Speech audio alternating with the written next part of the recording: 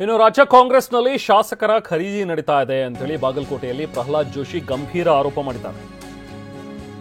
ರಾಜ್ಯ ಕಾಂಗ್ರೆಸ್ನಲ್ಲಿ ಶಾಸಕರ ಖರೀದಿ ನಡೀತಾ ಇದೆ ಅಂತೇಳಿ ಜೋಶಿ ಅವರು ಮಾಡಿರುವಂತಹ ಆರೋಪ. ಬಾಗಲಕೋಟೆಯಲ್ಲಿ ಮಾತನಾಡ್ತಾ ಒಂದು ಗುಂಪು ನವೆಂಬರ್ನಲ್ಲಿ ಸಿಎಂ ಬದಲಾವಣೆ ಅಂತ ಹೇಳ್ತಾ ಇದೆ, ಮತ್ತೊಂದು ಗುಂಪಿನಲ್ಲಿ ಸಿಎಂ ಬದಲಾಗಲ್ಲ ಅಂತಿದ್ದಾರೆ.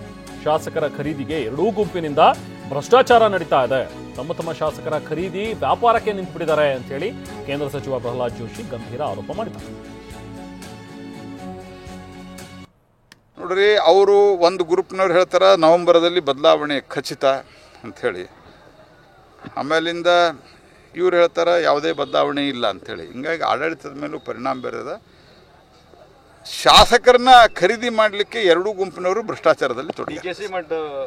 ಎರಡೂ ಗುಂಪಿನವರು ಖರೀದಿಗೆ ಯಾರು MLA ಇದ್ದಾರ ತಮ್ಮ ಶಾಸಕರನ್ನ ಖರೀದಿಗೆ ಅವರು ವ್ಯಾಪಾರಕ್ಕೆ ನಿಂತಾರ.